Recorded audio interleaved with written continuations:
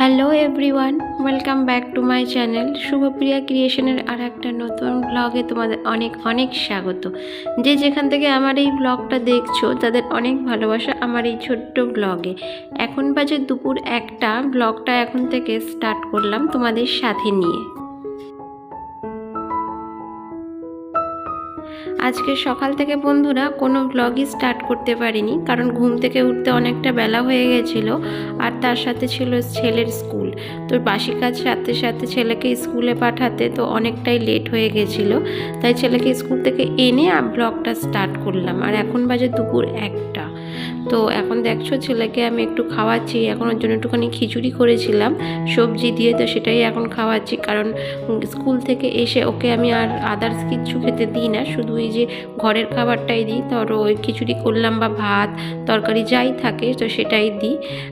আর এখন দেখো এসছে আমার একটা পার্সেল, কিন্তু এত বাজে যে জিনিসটা আসবে সেটা ভাবতে পারিনি। মানে আমি আগের একটা ব্লগে বলেছিলাম যে আমার বরকে বলেছি আমার একটা মোবাইল স্ট্যান্ড কিনে দিতে, মানে ট্রাইপড, তো সেটাই আজকের এসছে। কিন্তু খুললে দেখি এটা হচ্ছে ভাঙা। ভাবতে পারিনি যে এত বাজে আসবে। তাও 4-5 দিন পরে এসছে, 4-5 দিন না, তাও তোর 7-8 দিন পরেই এসছে, কিন্তু তাও এসছে দেখো ভাঙা। মানে আমি যখন খুলেছি আমার মাথাটা এত গরম হয়ে গেছে, যেহেতু এতদিন পরে এসছে আবার সেটা ভাঙা, এটাকে আবার রিটার্ন করতে হবে। দেখো দেখলেই তোমরা বুঝতে পারবে। এই যে মাথাটা আসা দেখছো, এটার সাথে কোনো অ্যাটাচ নেই। এই যে দেখো এটা পুরো ভাঙাই দিয়েছে, মাথাটাই পুরো ভাঙা, আদার্স বাদ বাকি কিছুই ভাঙা নেই, কিন্তু শুধু এই মাথাটা ভাঙা। তো এটাকে চলো রিটার্ন করতে হবে। আমি এই জিনিসটা ফ্লিপকার্ট থেকে অর্ডার করেছিলাম। আমি 1 তারিখে অর্ডার করেছি, কিন্তু এসছে 7 তারিখে।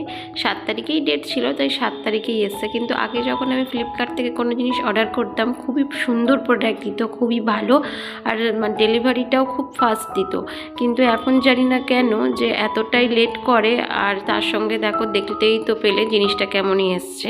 আমি কারোর বিরুদ্ধে গিয়ে কথা বলছি না, কিন্তু এতদিন পর যেহেতু জিনিসটা দিল, তাও এই রকম যদি হয় তাহলে কার না মাথাটা গরম লাগে বলো। দুপুরে খাওয়া দাওয়ার পর এখন চলে এসেছি বাসন মাজতে। প্রায় অনেকগুলোই বাসন, কারণ ছেলের খিচুড়ি করেছিলাম সেটার বাসনও পড়েছিল, মাজা হয়নি। কারণ সেই মুহূর্তেই আমার পার্সেলটা এসেছিলো, তো দৌড়ে গিয়ে আমি আগে নিচে গিয়ে নিয়ে আসলাম। তো সেই মুহূর্তে আমার আর বাসনটা মাজা হয়নি, সব কটাই পড়েছিল। তাই ভাবলাম একেবারে দুপুরে ভাতটা খেয়ে বাসনগুলো একসাথে মেজে নেবো। আর একসাথে মাজলে না বন্ধুরা অনেকগুলোই প্রায় বাসন পড়ে, মানে মাঝে মাঝে প্রায় অনেকটাই সময় লাগে। আর আজকের দুপুরের মেনুতে ছিল রুই মাছ আর পালং শাকের চচ্চড়ি, আর ছিল ভাত। ব্যাস এই ছিল আজকের মেনু আমাদের।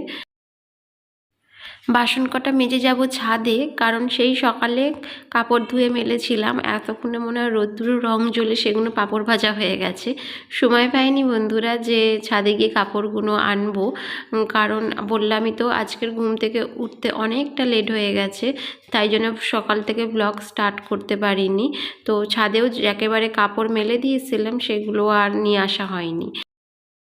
আর এনার অবস্থা দেখো, টিফিন বক্স খুলে এখন বিস্কুট খাচ্ছে। এটা আমি স্কুলে দিয়েছিলাম 2টো বিস্কিট, তো সেটা ফেরত এনেছে, এখন বসে বসে দুপুরবেলা খাচ্ছে। ভাবো তো, প্রতিদিন টিফিন যদি এইভাবে ফেরত আনে আর ঘরে এনে খায়, তো সেই টাইমটা তো কতটা গ্যাপ চলে যায় বলো।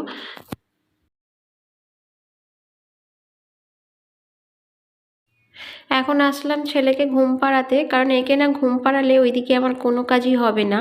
ধরো এদিকে সময়ও যাবে আর এদিকে আমার কাজও পড়ে থাকবে ওর পিছনে সময় দিতে গেলে। তো ভাবছি ওকে ঘুম পাড়িয়ে সমস্ত কাজ করব, কারণ ওইদিকে আমাকে কাপড় জামাও ভাঁজ করতে হবে, অনেক কাপড় জামা এনে রেখেছি ছাদ থেকে। ও যদি 1 থেকে 1.5 ঘন্টা ঘুমায় তাহলে আমার বেশ কিছুটা কাজ এগিয়ে যায়, কিন্তু না বন্ধুরা, ও 20 থেকে ঠিক 30 মিনিট ঘুমোবে, তার মধ্যেই উঠে পড়বে। উঠে পড়েই এ ঘর ও ঘর নয় ছাদে চলে যাবে, মানে খুবই বিরক্ত করতে থাকে।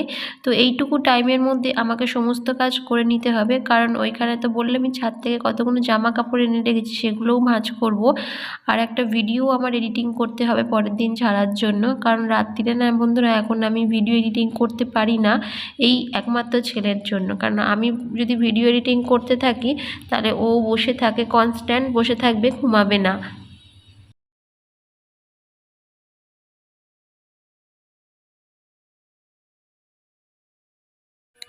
ওইদিকে ছেলেকে ঘুম পাড়িয়ে এখন দেখো কাপড়গুলো ভাঁজ করে নিচ্ছি, যেন একটু শান্তি হলো জানো তো। আর এখন কটা বাজে জানো?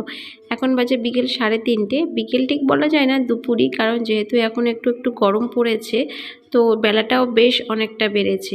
তো এখন না বেশ ভালোই, যেহেতু বেলাটা বেড়েছে নিজেরও ঘুম পেয়ে যায় ছেলেকে ঘুম পাড়াতে গিয়ে জানো তো। কিন্তু কিছু করার নেই, আমি যদি ঘুমিয়ে পড়ি তো এই কাজগুলো সমস্ত পড়ে থাকবে আর সেই আমাকে রাত্রিরে করতে হবে।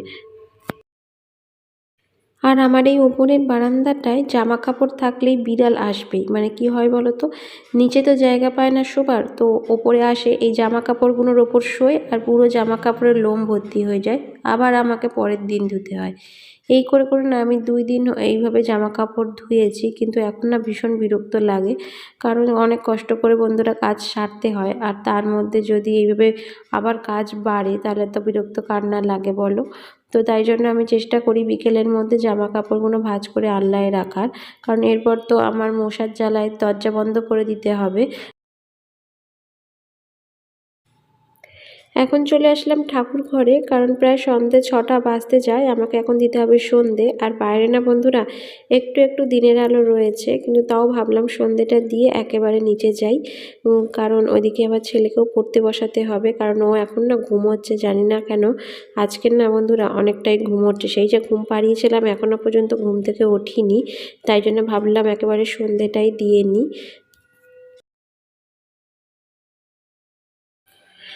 বেশ কিছুদিন আগেই সন্ধে হতো 5:30টায়, কিন্তু এখন 6টা বেজে গেলেও সন্ধে হয় না, কারণ যেহেতু এখন একটু একটু গরম পড়ছে আর তার সাথে বেলার মানে দিনটা ভালোই বেড়েছে, তো বেশ ভালোই লাগে। এই সময়টা না বেশ ভালো জানো তো, মানে বেশি ঠান্ডাও নয় আর বেশি গরমও নয়, এই সময়টা যদি সারা বছর থাকে তাহলে খুবই ভালো হয়।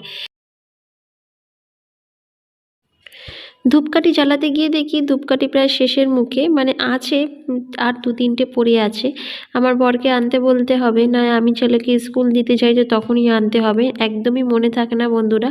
যখনই দেখো দোকান থেকে বাড়ি চলে আসি তখনই মনে থাকে ধূপকাঠির কথা, নকুলদানার কথা, কিন্তু তার আগে আর মনে পড়ে না।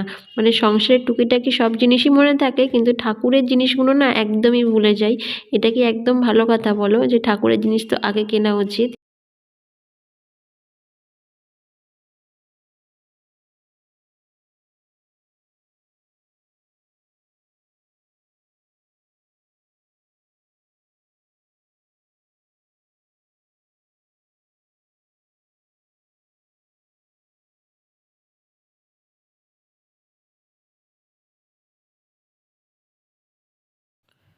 ঠাকুর ঘরে পুজো দিয়ে এখন চলে আসলাম তুলসী তলায় পুজো দিতে।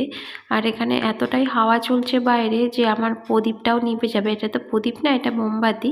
প্রদীপ জ্বালাতাম বন্ধুরা, কিন্তু কী বলতো প্রদীপ না থাকে না, মোমবাতি তাও একটু থাকে সাইড করে রাখলে, কিন্তু প্রদীপ খুবই নিভে যায়, তো আমি ওই জন্য এখন থেকে মোমবাতি দিই।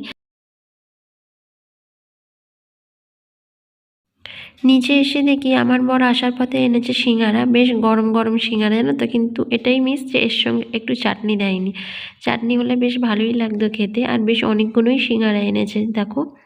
তো বন্ধুরা আজকের ভিডিওটা আমি এখানেই শেষ করছি। যদি তোমাদের ভিডিওটা একটুও ভালো লেগে থাকে প্লিজ একটা লাইক করে সাবস্ক্রাইব করে কমেন্ট করে দিও। তো আজকের জন্য টাটা, দেখা হবে নেক্সট ব্লগে।